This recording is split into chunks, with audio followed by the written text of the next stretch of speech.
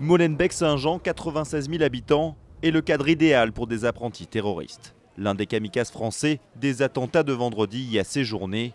Un autre vivait à Bruxelles, tout près d'ici. Ils viennent de l'extérieur, de partout.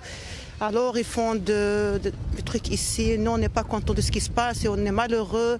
Mehdi Nemmouche, principal suspect de la tuerie du musée juif de Bruxelles, a aussi vécu ici. Le tireur présumé du Thalys, Ayoub Al-Kazani, et l'auteur de l'attentat de l'hypercacher Hamedi Koulibaly ont pu y trouver leurs armes. Avec les années, il y a eu une concentration très importante d'une minorité qui est devenue majoritaire. On a vécu trop longtemps dans le déni. Proportionnellement à sa population, la Belgique est d'ailleurs le pays le plus touché par le djihadisme. Près de 500 Belges radicalisés ont été repérés.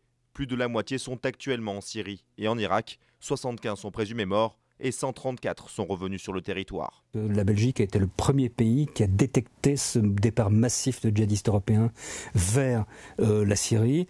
Et quand fin 2012, ils ont commencé à faire le tour, ils ont été à Paris, à Londres, à Washington, leurs homologues avaient tendance à rire en disant que c'est la dernière histoire belge. La Belgique est désormais au cœur de l'enquête. La justice belge n'avait jamais traité autant de dossiers liés au terrorisme qu'en 2015, selon son procureur fédéral.